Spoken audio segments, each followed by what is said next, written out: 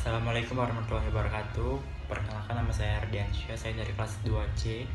Pada video kali ini saya akan mempresentasikan hasil PPT saya untuk memenuhi tugas dari mata kuliah Sejarah Pendidikan Islam, yaitu tentang The History of Islamic Education Institution, Surau and Pesantren, dengan dosen Mem Mainar Fitri MPD. Oke, jadi di sini kita akan ngebahas yang pertama mengenai surau. The word surau originates from Malay Indonesia. The name surau originated from West Sumatra, preciously in Minangkabau. The term surau has also been used as a place of worship for Hindu Buddhism. In the early days, the surau we used from worship of ancestral spirits and tend to take place in the highlands or at the peak to visit to the most great. So, the surau building is embraced as a mystical and sacred building. Surau in Minangkabau history is estimated to stand in 1356, which was built during the time of the King Aditya Warman in the Gonbak Hill region. At this time was the golden age of Hindu-Buddhist religion. Then, the existence and essence of the surau at that time was a place of ritual for Hindus and Buddhists. Jadi di sini itu kata surau bermula dari istilah Melayu Indonesia, dan juga sebutan surau berasal dari Sumatera Barat, tepatnya di Minangkabau. Jadi juga di sini surau tuh istilahnya pernah digunakan sebagai tempat penyembahan agama Hindu-Buddha, serta pada masa awalnya, surau juga digunakan sebagai tempat penyembahan ruh nenek moyang. Dan juga keberadaannya, surau cenderung mengambil tempat di puncak atau di daratan tinggi yang digunakan untuk melakukan kontemplasi para warga yang sedang bermunajat kepada Yang Maha Agung. Sehingga bangunan surau dikesankan sebagai bangunan yang mistis karena memiliki keramat atau sakral. Dan juga di sini, surau di Minangkabau atau sejarah surau dalam Minangkabau diperkirakan berdiri pada 1356 Masehi yang dibangun pada masa Raja Aditya Warman di kawasan Bukit Gonbak. Dan juga kan, seperti yang kita tahu, pada masa ini itu juga Hindu dan Buddha mencapai pada masa keemasannya. Jadi, esensi atau eksistensi surau tadi sudah melekat atau sebagai tempat ritual bagi pemeluk agama Hindu dan Buddha.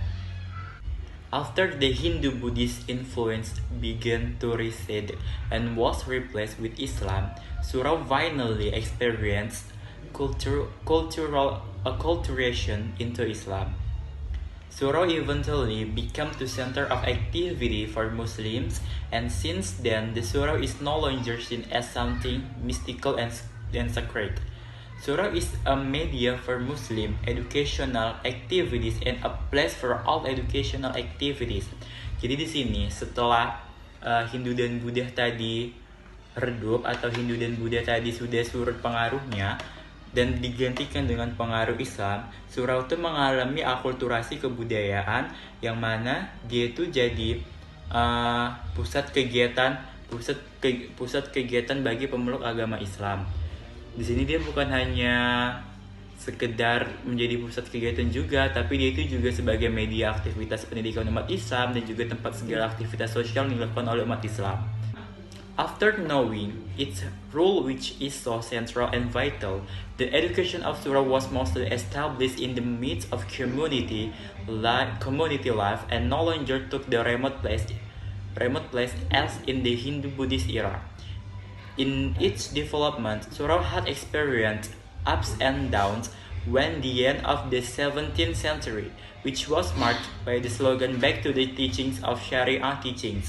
Surau had been destroyed by young men who did not agree to the existence of the surau, because surau was accused of being fertile land for superstitious activities, heresy, and hurafat. After a century later, surau tried to rise again by being packaged through a new system.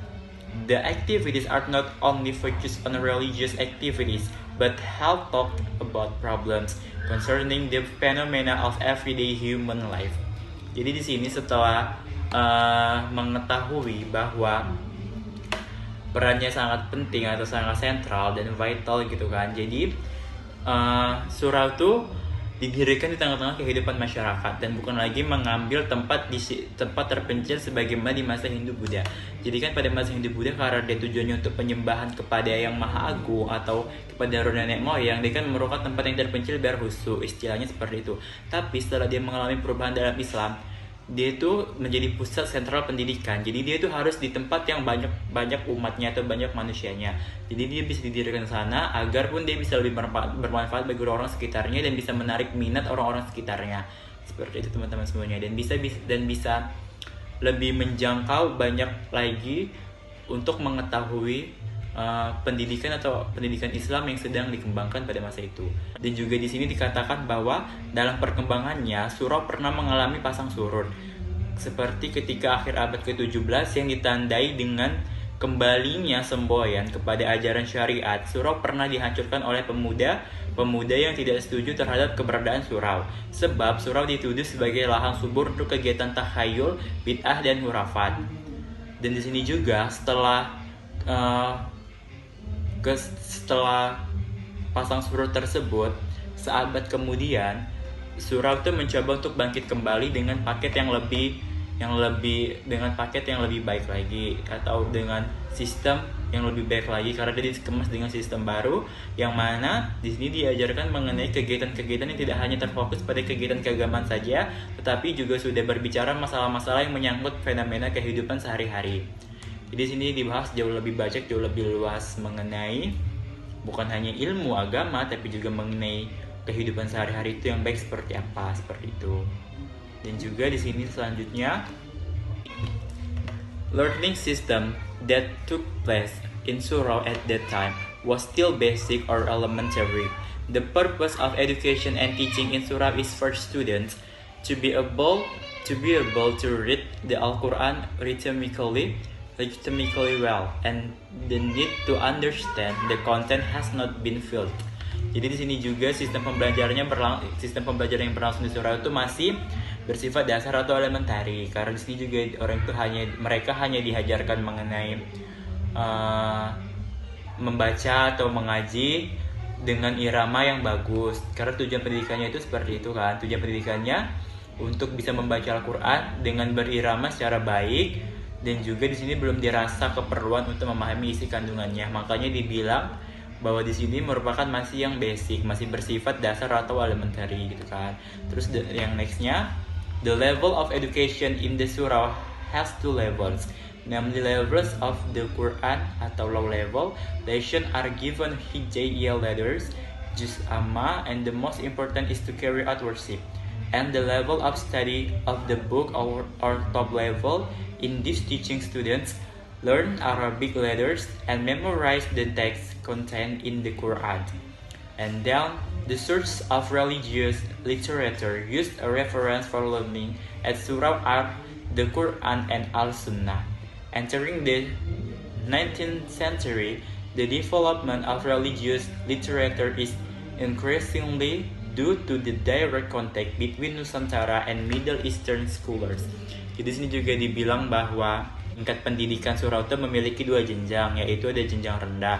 Jenjang rendah di mana mereka diajari untuk mengenai huruf-huruf hijaiyah, terus juga juz amma, dan juga yang terpenting dalam melaksanakan ibadah. Dan juga di sini ada juga top level yang mana mereka kan belajar kitab. Di sini juga mereka diajari mengenai huruf-huruf Arab dan menghafal teks-teks yang terdapat dalam Al-Quran, seperti itu. Ini dibilang juga bahwa sumber literatur keagamaan dijadikan pembelajaran atau pendidikan di surau itu adalah Al-Quran dan Al-Sunnah. Berarti tetap berpegang teguh dengan Al-Quran dan hadis. Terus juga di abad ke-19 perkembangan literatur keagamaannya ini semakin banyak karena adanya kontak secara langsung antara ulama-ulama Nusantara dan ulama Timur Tengah. Jadi ya surau ini perkembangannya semakin baik dari masa ke masa. And then about pesantren. An Islamic boarding school is a traditional educational hostel where students all live together and study under the guidance of a teacher who is better known as a kiai, and has a boarding school where students live. Jadi di sini juga dibilang bahwa pesantren itu adalah sebuah asrama pendidikan tradisional di mana para siswanya semua tinggal bersama dan belajar di bawah bimbingan guru yang lebih dikenal dengan sebutan kiai. Itulah pengertian pesantren, bahwa dia itu kan boarding school, artinya sekolah asrama. Dia itu ada tempat khusus atau siswanya itu nggak diboleh pulang ke rumah, harus tinggal di sekolah dengan jangka waktu yang sudah ditentukan. And then about pesantren components. Yang pertama ada pondok. Pondok is a traditional Islamic education hostel where the students live together under the guidance of one or more teachers known as kiai.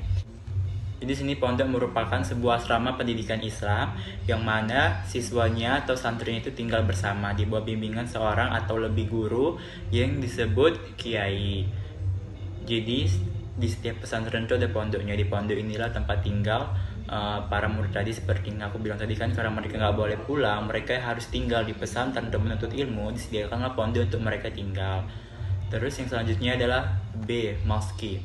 The mosque is an inseparable element from the pesantren and is considered the most appropriate place to educate students, especially in the practice of 5-time worship, sermons, and Friday prayers, and the teaching of classical Islamic books. Jadi di sini juga masjid, seperti yang kita tahu kan, masjid itu kan selalu berperan penting dalam penyebaran agama Islam. Begitupun dalam pesantren, masjid itu sangat penting perannya, karena masjid merupakan elemen yang tidak dapat dipisahkan dengan pesantren dan dianggap sebagai tempat yang paling tepat untuk mendidik para santri, terutama dalam praktik ibadah 5 waktu, khotbah, salat Jumat, dan juga pengajaran mengenai kitab-kitab Islam klasik, seperti itu. Terus selanjutnya ada C, teaching the classic books. The teaching of classical books was given as an effort to continue the main purpose of the pesantren, namely to educate prospective scholars who were loyal to traditional Islamic understanding. Di sini dikatakan bahwa pengajaran kitab-kitab klasik itu bertujuan untuk diberikan sebagai upaya untuk meneruskan tujuan utama pesantren, yaitu mendidik calon ulama yang setia terhadap paham Islam tradisional, seperti itu. And then santri. Santri is a term of students who study religion in pesantren. Jadi santri itu merupakan sebutan bagi para siswa yang belajar mendalami agama di pesantren. Jadi kan kalau di sekolah-sekolah umum namanya kan siswa atau murid, sama sebenarnya, cuman kalau dalam pesantren itu disebut sebagai santri gitu. And then about kiai. The word kiai has a great, sacred, and reverent meaning. The term kiai is intended for the founders and leaders of the pesantren who, as respected Muslims, have dedicated their lives to Allah Subhanahu wa Ta'ala, as well as disseminating and deepening the teachings and views of Islam through education. Di sini kiai itu mempunyai makna arti kata yang agung, keramat, dan dituahkan atau dihormati. Di sini juga arti sebenarnya bahwa kiai itu dalam Indonesia itu akan dikenal kiai karena di sini itu diberikan julukan kiai untuk para pendiri dan pemimpin pesantren yang sebagai muslim terhormat telah membaktikan hidupnya untuk Allah Subhanahu wa Ta'ala, serta menyebarluaskan dan memperdalam ajaran-ajaran serta pandangan Islam melalui pendidikan, seperti itu. Jadi itulah yang disebut kiai. Makanya kiai itu di mana-mana dihormati karena dia kan istilahnya sudah membaktikan dirinya untuk Allah, dan istilahnya sudah baik keimanannya. And then about types of pesantren. A. Pesantren salaf of salaf boarding school. Boarding schools that only teach the sense of Islam. Jadi di sini tuh pesantren salaf tuh hanya mengajarkan ilmu mengenai Islam, tidak mengajarkan ilmu-ilmu umum. And then about B. Modern Islamic Boarding School. Jadi di sini Islamic boarding schools that teach general education, where the percentage of teachings is more Islamic religious sciences than general science. Jadi sini tuh modern Islamic boarding school atau pesantren modern, dia itu sudah mengajarkan ilmu umum, akan tetapi di sini juga jauh lebih banyak ilmu agamanya dibanding ilmu umum. Jadi walaupun dia sudah modern pesantren, tapi di sini dia masih tetap lebih banyak pelajaran ilmu agamanya ketimbang ilmu-ilmu umumnya. And the last about modernization of pesantren. Islamic boarding schools that follow the pattern of implementing government curricula are following the adoption of 70% generalization and 30% religious subject. Jadi kalau modernisasi pesantren inilah yang dia mengikuti program pemerintah yang mana kurikulumnya itu 70% pengetahuan umum atau ilmu-ilmu umum dan 30%-nya tentang agama. Jadi sini itu udah sama seperti kayak sekolah-sekolah biasa, namun dia masih dalam tahap pesantren gitu. Maybe ya di luar dari pembelajaran atau kurikulum itu diterapkan, mungkin ada kegiatan tambahan, makanya mereka masih mengatakan bahwa ini modernization of pesantren gitu. Maybe that's all. Mungkin hanya ini yang dapat saya sampaikan mengenai penjelasan dalam PPT saya, lebih dan kurang mohon dimaafkan. Jadi kesimpulannya, surau dan pesantren itu sama-sama salah satu perkembangan pendidikan Islam yang sangat berkembang dari masa ke masa, karena keduanya sangat berperan penting dalam penyebaran agama Islam dan juga dalam memperbaiki akhlak atau untuk juga pedoman tujuan hidup manusia. Karena kan surau dan pesantren ini sama-sama mengajarkan ilmu-ilmu agama dan umum, yang mana juga kan tetap berkaitan dengan Al-Quran dan Al-Hadis. Jadi sangat baik juga untuk generasi muslim yang akan datang, karena pesantren ini juga memiliki perkembangan yang sangat baik di Indonesia, begitupun dengan surau. Saya rasa mungkin ini yang dapat saya sampaikan, lebih dan kurang mohon dimaafkan. Saya ucapkan terima kasih kepada Memainar Fitri MPD. Saya Ardiansa dari kelas 2C. Wassalamualaikum warahmatullahi wabarakatuh.